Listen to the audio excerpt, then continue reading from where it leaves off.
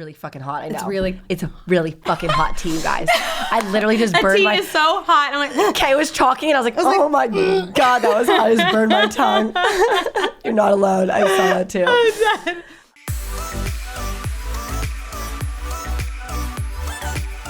Hi everybody, what's up? It's Katie Austin here and welcome back to Austin AF. Today I have a friend coming in studio. Her name on Instagram is KAYYORKCITY and I am so excited because this girl has so many accomplishments in the social media world. She ran Betches, which is one of the biggest social media platforms and media companies, and now runs social media for Gap, all while building her own TikTok, her own Instagram, and running her own podcast, The Bachelor.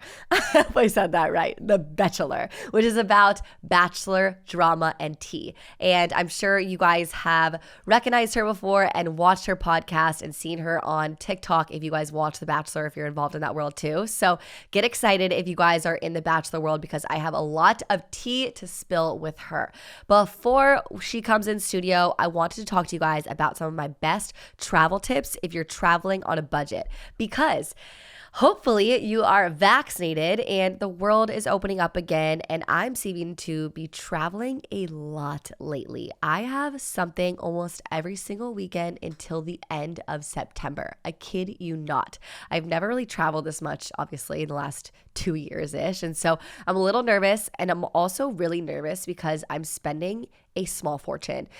Especially going to weddings and weddings of people that you don't even know very well. It's like so disheartening to be spending like $2,000 for one weekend on the dress that you're wearing, the hotel, the flight, the food, the drinks. And oh my gosh, it really, really adds up and takes a toll on your bank account. So here are my top travel tips. If you are trying to save a little bit of money, let's start with number one. If you guys have been following me on Instagram, you guys know that I bring my own snacks to the airport. And it might be really minor. You might be saving like $10, $20 here and there, but those $10, $20 add up, especially if you're traveling a lot and you're in and out of the airport. Bring your own food. This is not only helping you save money, but also, you guys can eat a lot healthier because you're not so inclined to eat the potato chips. And a lot of people ask me how I get my food through security. I really don't know because I've never had an issue with this. Maybe it's because I have TSA PreCheck and my boyfriend has Clear. And so maybe try to get TSA PreCheck or Clear because I get away with food every single time. So that is my number one piece of advice if you're traveling. Snacks can really add up. Always bring your own food to the airport. I always get hungry on planes, and in my opinion, calories don't count on planes. You can eat whatever the fuck you want, and I stand true to that. Number two, before we go on a trip, we always want to buy clothes. And if you're anything like me and say I book a flight to Cabo, I'm gonna literally immediately search online for the cutest clothes to go to Mexico with. And so I feel like half my money that when I'm traveling is spent on buying new clothes and stuff. What I've recently done, because I have so many weddings coming up and so much travel, is actually text like 2 or 3 of my best friends and ask to borrow stuff from them. Because first up, we have never really like swapped wardrobes like this. And if you're just like a wedding guest or something, you're never going to really wear that dress again if you like Instagram in it or something. So why don't you just switch with your best friends? You are saving both of y'all so much money if you guys just look through each other's closets and are comfortable with borrowing each other's clothes, of course. So try your best to ask your friends to borrow something, or even if it's like you have the skirt, you just need like a different top to go with it or something like that. Try to borrow instead of buying so many clothes. It's also better for the environment. Okay.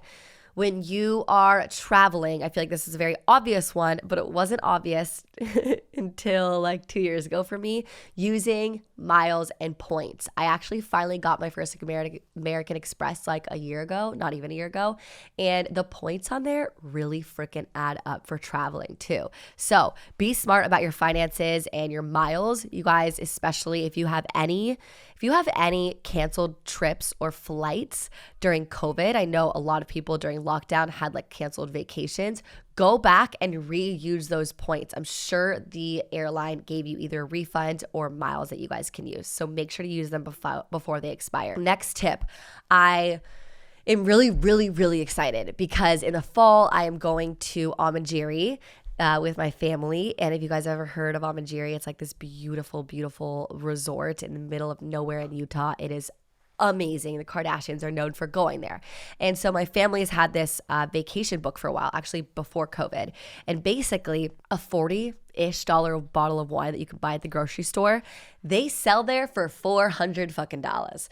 And so we're talking to our friends who have also been to Amanjiri, and they were like, what you guys can do is on the way from the airport to the resort, you guys can stop at a grocery store, pick up some bottles of wine, pick up some tequila and mezcal stuff to make it with. And I think alcohol is actually the number one driver of added up money that you don't realize until after the trip, if that makes sense. Like, because when you're going to a trip, you know how much the airplane is going to cost. You know how much the hotel is going to cost. You're like, okay, here's what I'm spending. Afterwards, when you look at your bank account and you see that you spent $300 on alcohol for the weekend, it crushes your soul. And sometimes when you go out to dinner and you don't order alcohol, it's like the cheapest dinner. And you're like, wow, this was like such a cheap dinner. And when you order 3 drinks each, the bill is so much bigger. So my advice to you, if the resort allows it, try to bring your own alcohol. And if the resort doesn't allow it, I don't know if I should say this, but what I do with my friends, and I specifically remember doing this a lot when we first graduated college, is to ask for a Diet Coke, bring our own tequila on the side, put a little tequila in the Diet Coke, set it back on the table, or just like a soda, ask for just like soda water with the extra lime, put the tequila in there. There's ways to get around not paying for such expensive drinks. Of course, you want to enjoy the cocktails that the resort or the hotel or the restaurant has every once in a while, but that's good for just one. Try one prickly pear margarita and then go on to the tequila sodas, or bring the tequila and wine that you have in your Airbnb or your hotel room as well. So trying to drink less alcohol or spending money on alcohol is a huge tip. Another tip that I have, which I know is really hard for some people who go into the office, is traveling at off times. I booked a trip recently where it was going to be about $800 at a hotel for one night on a Saturday night. And then I looked at it on a Tuesday and it was $380. So my advice to you, if you guys can, try to travel on off days, Monday through Friday, when less people are traveling. The rates for the hotels will be a lot less as well. Plus, easier to get into amazing reservations and happy hours and explore the town with less people and less tourists too. That brings me to my next tip. If you guys can work remote while you are traveling, I would highly recommend doing this. And I know it's not possible for some people listening to this. You're like, okay, this just disregard this tip in general, but why not try to ask your boss to do remote? There's no, if you don't need to be in the office, I think COVID actually did a lot of great things with this, working remote. But if you can even just do a half a day, maybe you can make a little bit of extra money just doing a half a day of work. And I'm a huge believer in on vacation, just working like 3 to 4 hours a day and still enjoying yourself. You can wake up a few hours earlier, you can get some work in on your computer, and then go enjoy whatever location you are at. So I think it would really help if you guys can work. I know a lot of you guys cannot, but if you can, ask your boss, see if that works. And next tip of mine, when I do not want to spend money on a hotel, I try to capitalize on visiting friends. I am very grateful that my friends live in Chicago, Nashville, Washington, D.C., Austin, Texas. And so for me, I feel very grateful because I capitalize on visiting them instead of buying a hotel room while I'm there. So if you guys have any other friends in a new city that you've not visited, even if it's on a whim and you don't know this person very well, why not ask to stay with them? Be like, hey, I'll buy you a dinner this one night if you let me stay with you. I've actually had that happen pretty recently. So that's why I say it. And I'm all for it. I love people visiting me as well. I live in Los Angeles. And if someone asks to visit me, I'm always down. I will always say yes if they're loyal and a good friend and trustworthy, of course. So a hotel can really add up. Try to visit a friend. What I did yesterday, this actually came up, this whole entire piece of advice in this little intro bit came up because yesterday my friends really wanted to take a vacation day. And so basically what we did is just, I picked them up and we drove an hour and a half to Laguna Beach, and it was so fun. We didn't get a hotel or anything. We just drove there. It felt like we were on vacation. We did 3 different restaurants. We sat on the beach for 2.5 hours. We explored places that were an hour to 2 hours away from us without spending too much money. And I think this is something that's really, really underrated because you guys can have a great vacation on a place that's somewhere close to you, kind of like a staycation, but not even paying for a hotel. My last tip about paying for hotels, I think might be my best tip. And if you know this tip, you know it actually does work. So hear me out. I have hotels tonight and I look at all the rates that all the other, hotel website deals give you. And it'll be a place that I really want to stay. Let's just say the Four Seasons. And on hotels tonight, the Four Seasons is $400. And on the Four Seasons website, it's $500. And I know that with hotels tonight, I will still have to pay a fee. So it'd be exactly the same if I just booked through the actual hotel, right? You know what I'm saying? With all the fees and taxes that all those, second party websites give you. So basically I will call the Four Seasons, and I've done this multiple times, and be like, hi, so I see that you guys have a room rate for $400 on hotels tonight. I'm just wondering if the 500 rate, and just be really nice, if the 500 rate is set in stone, and just seeing if you can meet that because I think I'm going to go through hotels tonight if you can't. And they'll be like, oh ma'am, let me check this for you. Just be really nice. And usually it works, like 80% of the time it works. And that way you don't have to pay all those hidden fees through the second or third party website, and you can go directly through the hotel as well. Another tip that I've recently done is ask for a student discount. No, I'm not a freaking student anymore. But if you're like, again, really nice. Hi, I'm just trying to save some money. I was wondering if you guys offer any student discounts. Really nice voice. And they're like, oh, let me check here for you. And sometimes they'll offer you 15% off. Not always, but it never hurts to try, no matter where you are. Those are all my tips. Those are the things that I personally do. So hopefully they help you. And have fun. Stay safe out there while you're traveling this summer. Hopefully everyone is starting to get out and about again, and stay healthy. And now my friend Kay is coming into studio. All right, you guys, we have Kay here in studio, and I'm like terrified. This is like such hot water tea. Honestly, I haven't had tea in a while, but I feel like a lady. Yes. Like so classy right now. So the reason I wanted tea is because we're going to spill some Bachelor tea. Okay. No pun intended. Honestly, I was like, oh, she wants to drink tea with me. I was like, that's crazy, because usually people are like, let's take shots, but I love this vibe. No, literally, usually it's like, what kind of drink today, whatever. It's like 4 p.m. on a Thursday. I was like, let's maybe tone it down a little bit. Time. It's tea time. It's perfect. Absolutely. Okay, so before we press record on this show, basically we're all talking about how Kay does so much, and she has her own podcast. You have you run global social media for like major brands and stuff, and you are talent yourself, and you're growing so big on TikTok. Your TikTok just went viral, actually. One of them went viral about like me needing to go to therapy, me and my friends. I saw that on my For You page. I'm like, why is that the one that they chose? It's relatable content. It's relatable. So I just want to start off as we pour ourselves some tea. Yeah. How the fuck do you do it all? You have so many jobs. Yeah, so many jobs. It takes a lot of time, and now that I'm doing, because before I was just at Betches and doing my job there, but I also was like able to do my podcast. It was because it was fit around everything. But now I have a new job, and I'm still doing the podcast, so I have to make sure I record it in the morning, and then also take the notes and watch the episode. So things are kind of crazy, but I'd rather be busy than bored. Love that. And I think I can completely agree with that. At the same time, do you have any like productivity tips or any advice that you do to like multitask so many things? Because for me, it'd be really hard to kind of like transfer my brain on what I'm working on, because I know you're like social media manager for Gap, and then Betches, and then Bachelor, and then your own stuff. Like, that's hard to focus. Yeah. So at first it was kind of overwhelming because I had to both of my co-hosts are actually on the East Coast, and so we're here on the West Coast, so I have to make sure I record in the morning before I start working at my job for Gap, which is obviously remote. So I have to get up at like the crack of dawn, record, so it fits with my co-host schedule and mine. And then since I do a lot of not pop culture anymore, it's more of just like being socially like relevant, so we can like jump on trends and that kind of stuff at Gap. It's more of I have to like download myself on all the things happening between meetings, like making sure I know what's going on. Like if something went viral or like there's something we can talk about that can include Gap, like I have to make sure that I'm up on all of that stuff.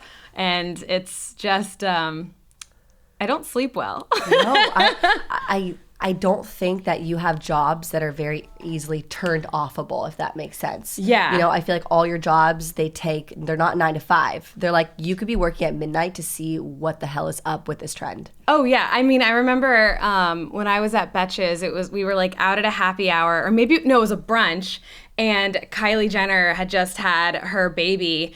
And we were like drunk at brunch. And I was with my like editor-in-chief, and we were like, we have to get an article out right now. We have to put something up on social. So we're like, she's writing this article on her phone, and I'm making like the content for this Instagram story and the post like while we're at the table, and it went out and did really well. But it's like one of those situations where whatever happens, that's when it happens. But it wasn't just going out to like 500 people, 500,000 people. It was going out to 7 million. 7 million. Yeah, it was a lot. I mean, are you ever nervous about what you're posting? Yes, but at the same time, it goes through a lot of people usually, like especially like approvals, making sure we're saying the right things and we're not, because language, you could think, oh, this will work, and then it's like, oh wait, there's problems with this, this, and this. Things are usually approved and looked over by multiple people before it goes out, but then there's also times when it doesn't, and you kind of just have to hope that it worked. I know, but in this day and age, everyone is so sensitive. You could literally say one word in quotations wrong and it's be canceled. I know. I mean, you have a lot of followers, so you know exactly. I'm sure you think about the stuff that you're putting out there too, like your workouts and, you know, all of your advice, so I'm sure it's difficult. It's a little different though because it's me, meaning like I know you have a personal brand too, but I don't have huge executives you're right, being oh, you fucked up. And you know what I mean? So, and also not as anywhere near how many like Betches or Gap has as well. So it's not as like intimidating. But that would just be so scary to me and have people oversee me almost and be nervous. Yeah, having that responsibility is definitely a lot because it's your fault in the end. Like I'm the one who hit send, like I'm the one who posted it. So if I didn't look at it one more time before it goes out, and it's on me. Right. It could have gone through 50 other people, but if I'm the one who posted it, it's sort of like, you didn't see this. Right. Nobody really acts like that, but you kind of feel that responsibility. But even if there's like 500 people at the company, and you are not saying you fucked up, but if you you're canceling 500 people too. So that's what's like so crazy to me. What's nicer now at like a more corporate company is that the only people who know that I'm the one who's doing it are my friends and the people who know. So technically I'm anonymous, but unless you know who I am, you know what I mean? So that's kind of nice. But like at Betches, there was a lot of, we're the face of everything. Like on The Bachelor, all the podcast hosts, like they're the faces of these different like sub-brands. And so you have to make sure that. And there's a lot. Yeah, I think they have I think 8 podcasts now. I'm not sure. Don't quote me on that. But a lot of podcasts and a lot of Betches Moms, Betches Brides, like everything. Sub-brands. Yeah. How did you get started originally with Betches, and how long were you there? And still. Yeah, so I actually was a huge fan of them. Like right when they started back in 2011, I was always buying their stuff. Wow. I was reading all of their articles, and I sent them a message in 2014, the 3 co-founders, on Facebook, and just slid in their DMs on Facebook and was like, hey, I'm Kay, like really love your shit, want to work for you.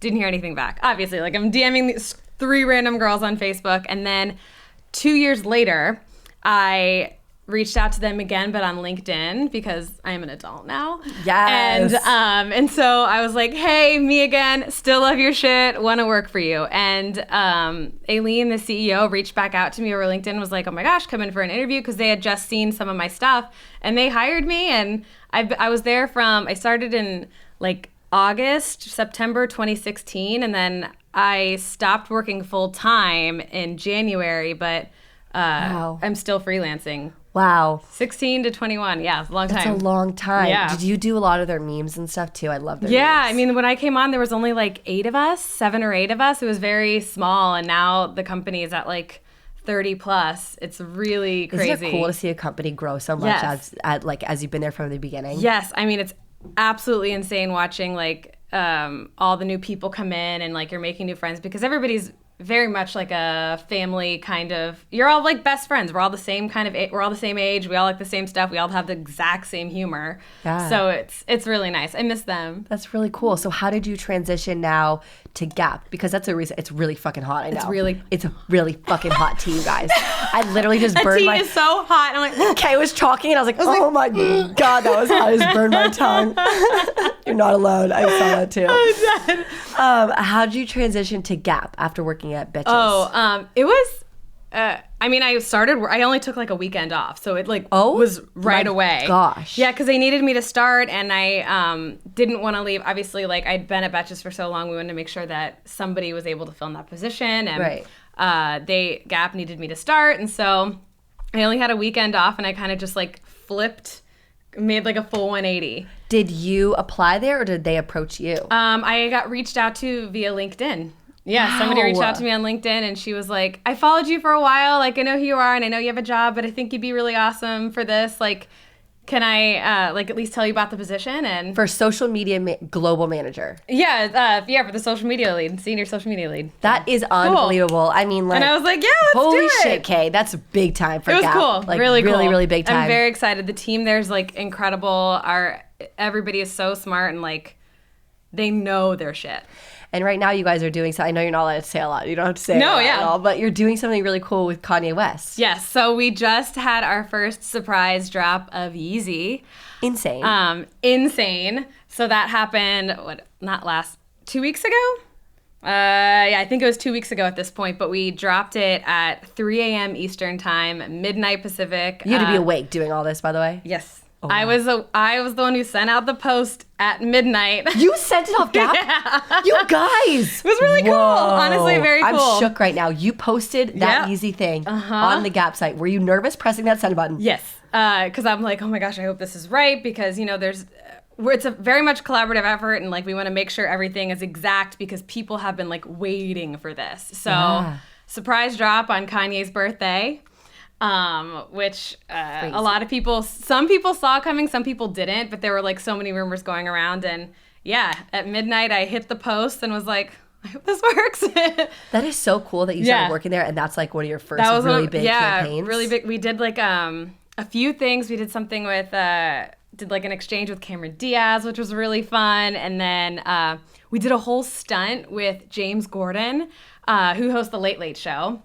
And they mentioned something about like Lululemon and how one of the guys tried to reach out to them and was like, you should be sponsoring me, like as a joke. And then Lululemon never reached back out. And so he said, well, I guess I'll just be a Gap body for the rest of my life.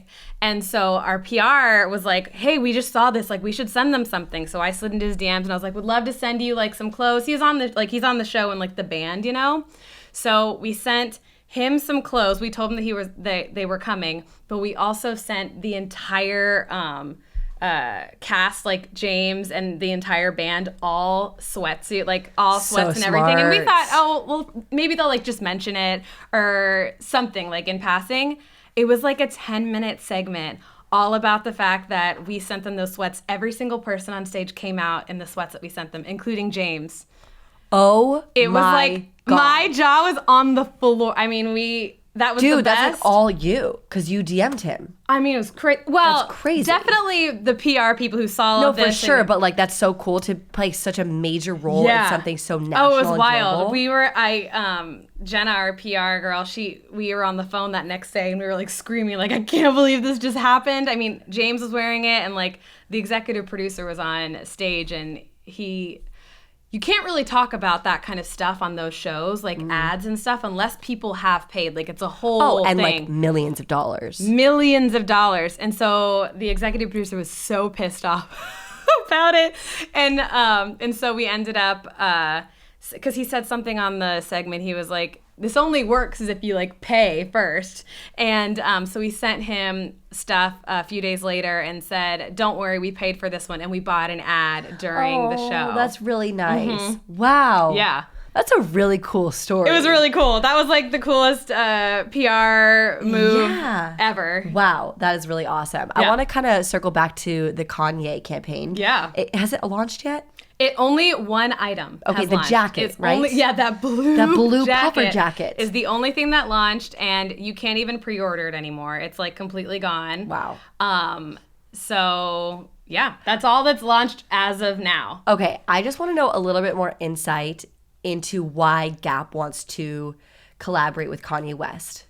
Honestly, this collaboration came before before I started working there. I mean, I think they announced it last summer.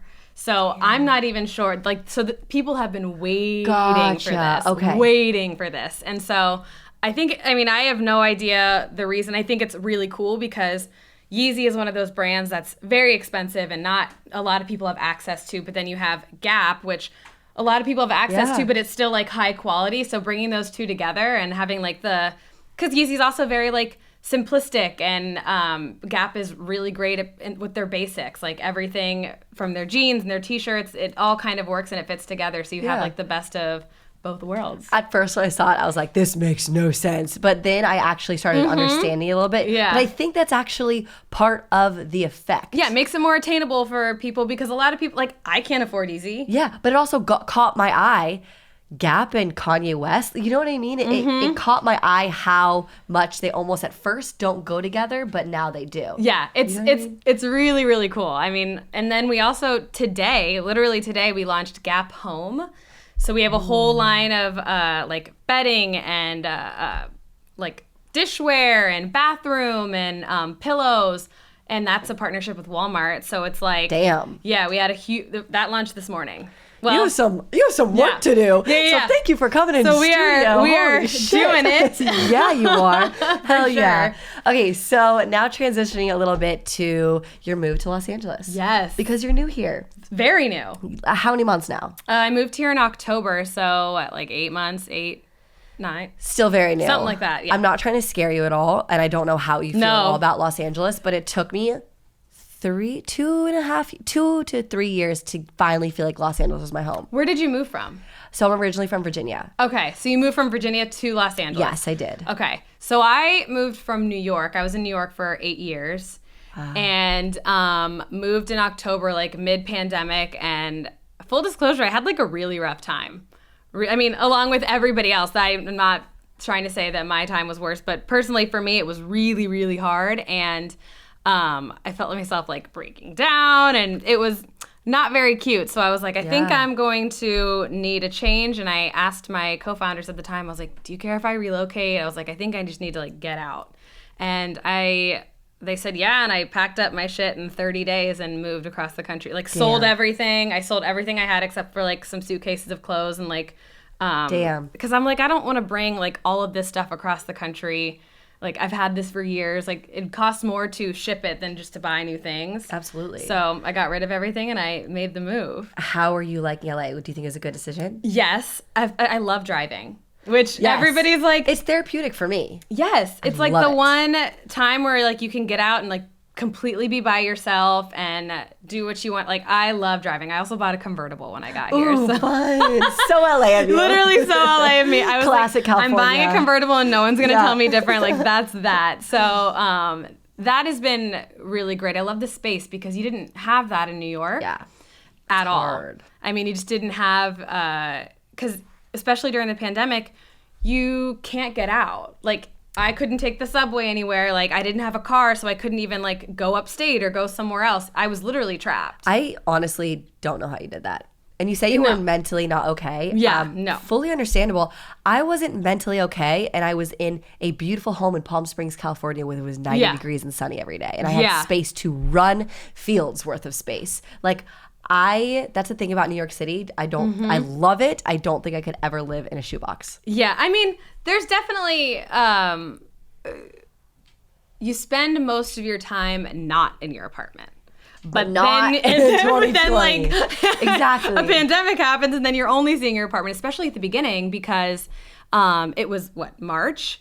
And it was still cold. until middle of May. And so not only were things not open, but you can't even go outside to just like sit outside. Like, here, you can go to the beach. Like, I'll drive down, sit at the beach or whatever. You can't even go outside because it's freezing. It's snowing or whatever. So you're trapped. Stuck. And no one wants to leave New York City in March to May. I remember my friends because they thought they were going to go back in the office next week. It was like next week. They just, I remember when they were like, yeah, we're going to be working from home for about 2 weeks. And I'm like, great. I was like, vacation, let's do this. I was like so excited. And then 2 weeks turned into a month. It turned into 2 months. And I haven't been in an office since, which is so nice. Which is nice. Good thing. But I miss the like the camaraderie, like the in-person contact and being able to like collaborate with people in real life and speak to real life humans. Speak to people instead of just being like, hey, can I Zoom you? Or like, hey, can I like, and reading emails, like it's hard. If you had to say one really amazing positive thing that came out of COVID in the in 2020, what do you think it would be? I definitely think as hard as it was and as difficult, like mentally, I struggled. I think I found out a lot about myself because also at the beginning, I went through a breakup. Damn. My boyfriend had broken up with me our first day working from home.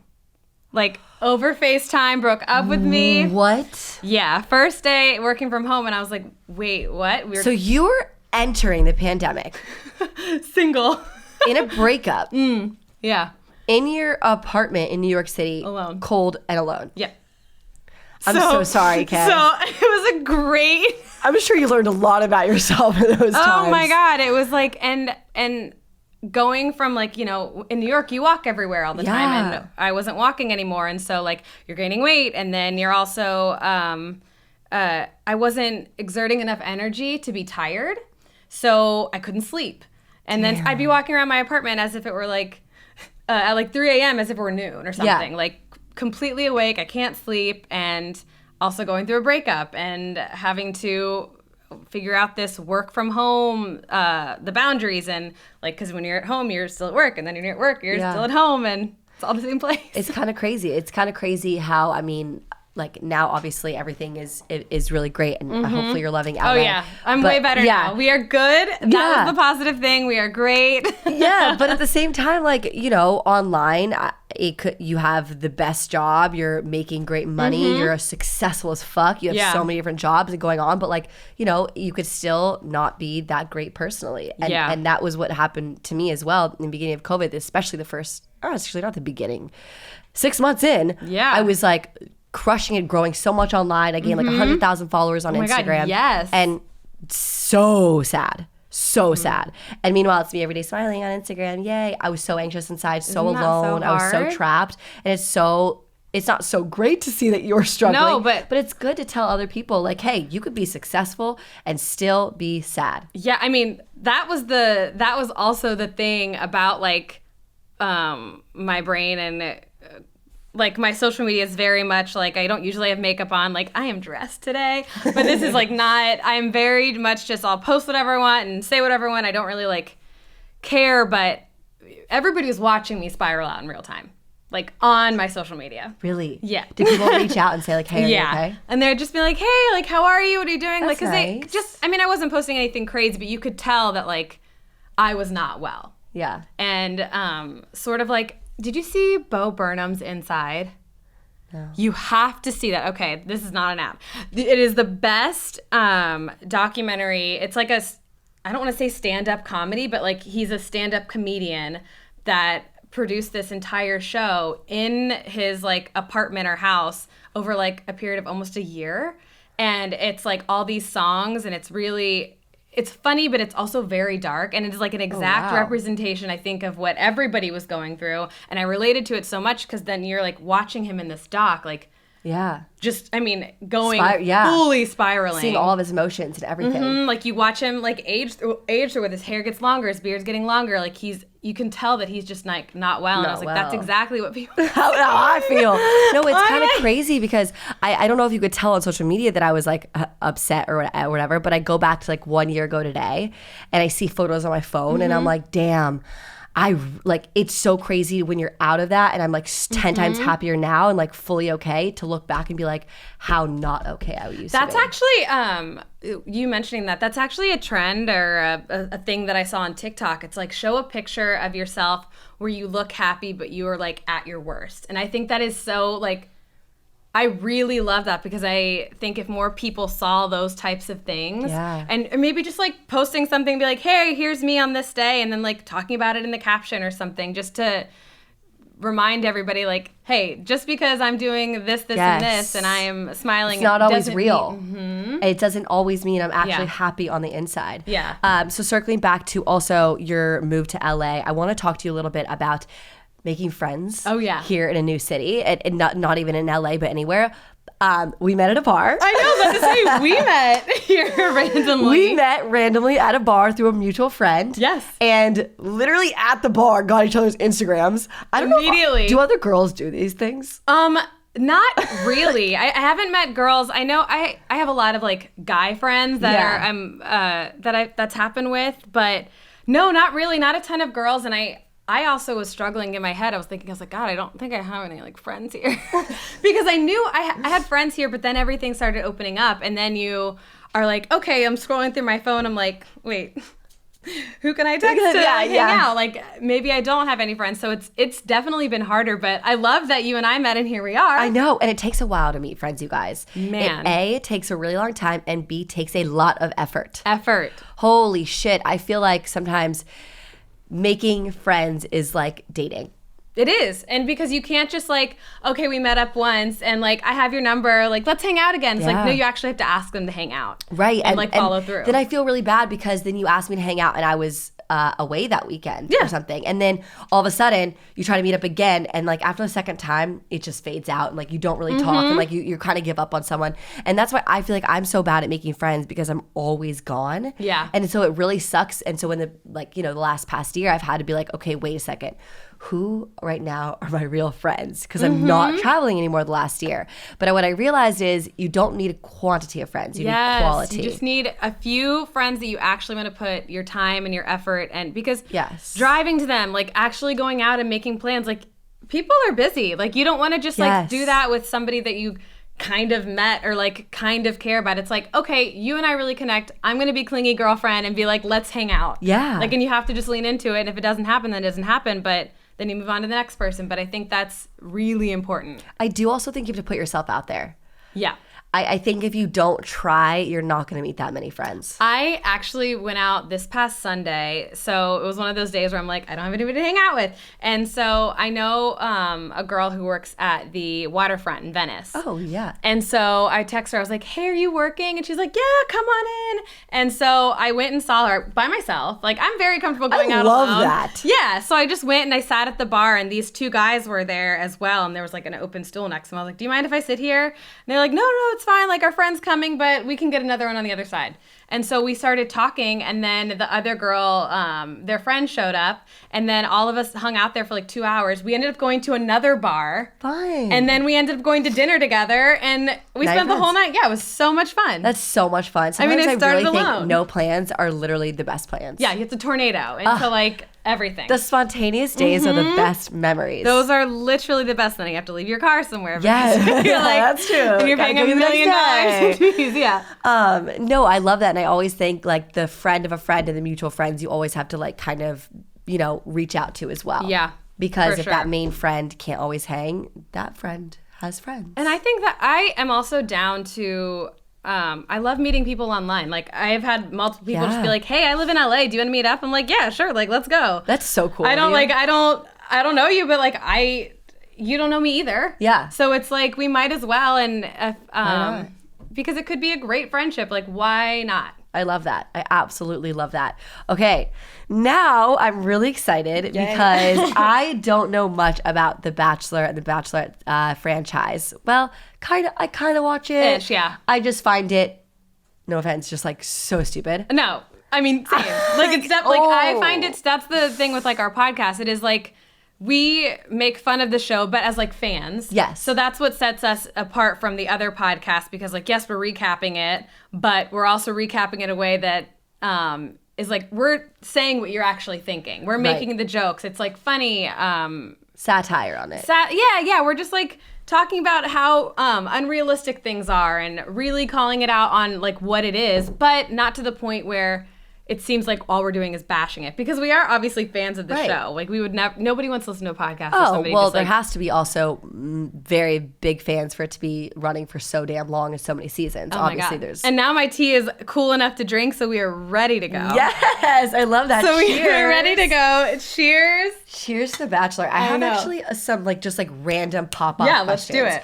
Who is your favorite person across the whole Bachelor franchise? Wow, that's a really broad question. Oh my gosh, it's really hard too. So I hope nobody listens to this franchise. I would have to say Sarah Coffin. She was on Pilot Pete's season. So I guess oh my gosh, I was gonna say last year, but it was a longer ago because 2020. I feel like that year does not exist, by the way. So she's my favorite. She lives in San Diego. She's so much fun, like the nicest person I ever met. And I've hung out with her multiple times, and I'm actually going down to see her for 4th of July weekend. Nice. Okay, who's your least favorite person from the Bachelor franchise? Oh, I can answer this one. My least favorite would have to be Bennett. I think his last name's like Jordan or something. I can't stand him, and I'll say it again. And I'll say it to his fucking face. That's that. I don't know. We've gotten to like a public. I do not argue on Instagram. I don't have the time. I don't care. But him and I commented on like one of my Bachelor posts that we posted on my account and said something like, we posted something about him, and I was like, this gives me the ick. And then he went in this whole thing where he was like mansplaining something or other. And I was my God, I love that term, by the way. You know what? I've got time today. So I was like. So you had a public argument with him? Oh, yeah. Oh my gosh. And I do not like drama on social media. I think it's stupid. I don't like the petting. I don't like any of that. But when he's mansplaining something, it's like sit down. But this is also who he is, like, has been. Yeah. So that's that. That's that. That's the tea. That is the tea. Does it ever annoy you? Because for me, I'm not going to say it annoys me because I really don't care. But sometimes I'm like, fuck, that is like so frustrating. I put in so much time and effort to my content and to get followers and to do it organically and to really give back to an audience of workouts and tips and like funny stuff and recipes. And these people get followers like that. Does it ever annoy you that they just become like famous overnight? It's more of the, I don't know if like the. I know, and the term annoy is like, no, but like I know what you mean, but I don't know. I'm trying to think of like, I know why. It's mainly because the content is just not there, and they just like have these followers, and they're not having to do anything for it because, like you said, it takes a lot of time and effort. Like all of your content, which is exactly what's supposed to be, is either entertaining or educational. Right. And that's what, like, that's the best cookie cutter type of content that you need to have out there. Like, that's what people want. They either want to be entertained or they want to learn some shit. Right. And when all you're getting is, like, ads for whatever detox tea or this or that, it's like very frustrating because I'm like, this isn't even, and all they're doing for their ads is just like, so I have this new tea, it's really good, you should swipe up, and like that's it, and they're getting paid so much money, you guys. And I was like, you could like put a little like back into it and like try something. But that's just why I feel like all the people that go on The Bachelor are in it these days. They go on the show to get Instagram famous or famous in general and online and to make money off of it, and they're just not in it for marriage. Yeah, there's definitely something there that, I mean, I agree. I think that maybe you go on and you just so happen to find, like, and it ends up working out, because there have been a lot of Bachelorette seasons that have. But overall, once the social media stuff started, I think it was like Ben Higgins' season or JoJo's was like the real, that's when everything really started. It did, you're right. But before that, people, they had nothing to gain. They had nothing, like, nobody was famous from the show. True. They were forgot about immediately because there wasn't anything to reference back. But now that you can follow these people and, you know, watch their lives, that's, I mean, why are you applying for the show if it is not for that? So true. Speaking of following someone's life, I have been actually following the whole Colton Underwood thing pretty intently. And I know that everyone is so happy that he came out. Yes. I think it's awesome. I do. I have to be devil's advocate here. Oh, yeah. What he did to Cassie, insane. No one's fucking talking about it enough, and we need to talk about it more because I feel personally that I know anything about the relationship, but I feel like it was brushed under the rug when he came out as gay, and he was applauded for being gay, which is totally fine. I'm just saying we have to remember the trauma that he put her through. It's the fact that he was given a platform. Yes. And it seemed very planned out and strategic because we haven't heard from you in a while. The last thing we heard from you was that you fucked up and were stalking your ex. And so put trackers on her car and showed up random places and threatened her. So if you can come out on your own, you don't need to make some sort of you don't need to go on Good Morning America. No. You don't need to have an interview with Variety. You don't need to have, this is not, nobody asked for this. No one asked for it. And I think that the fact that he was given a platform after all of this was really, really embarrassing. And especially, they also talked about, him getting a show on Netflix about being gay and the sports world, and I don't think it's happening anymore because everybody was like, what the fuck? Yeah. And it seems why there are so many other people who are gay that could do this, that haven't done that. Totally. And it is totally fine if you want to come out after The Bachelor. Yeah. And he had a lot of time to do so, by the way, but he only chose to do it after the whole everything with media with Cassie. And for some reason, I just feel so bad for Cassie because that is a lot. It's a lot. It's a lot. If you've ever been stalked or threatened before, let me tell you, there's a lot of trauma that comes with it. And so for him to kind of just imagine your ex-boyfriend doing something so terrible to you and then him being praised in the media and you're forgotten about. I mean, I just feel so bad for her. Everyone's forgetting about her. And the fact that he's getting him coming out in general was probably difficult for her because she was in a relationship with him for a very long time. Totally. So this is double on top of that. So that the whole stalking thing happened, and then he's coming out, and so that's also hard. And then it's on. Yeah. All over the media. It's on Good Morning America. Why is this making me angry right now? Oh yeah, no, as it should. I get angry. If you're not angry about this, that's crazy. Yeah. So I mean, it was really hurtful and embarrassing to watch. And I agree. I think everybody should feel comfortable to come out and be who they are and live their best life. But I also do not think that we need to give people that type of platform when there are other worthy. People who deserve it way more. Yes. We will end on the Colton thing right there. Yeah. I want to know what you think about Katie's season. It's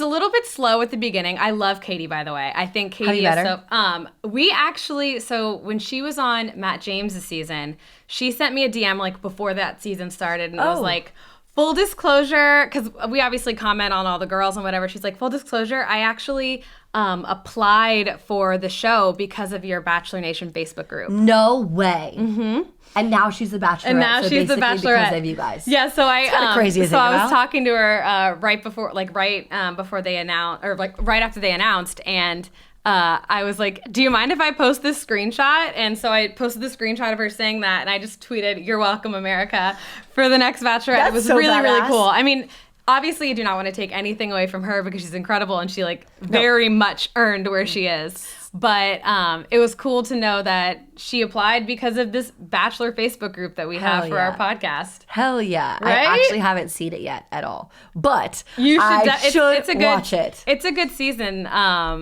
It started off a little slow, but I think that's just because we're finally getting out of the whole COVID thing. And it was just a lot to handle. And so I think it's just starting off slow and getting everybody more comfortable into the show again. For sure. Last question about The Bachelor. What do you think about Chris Harrison?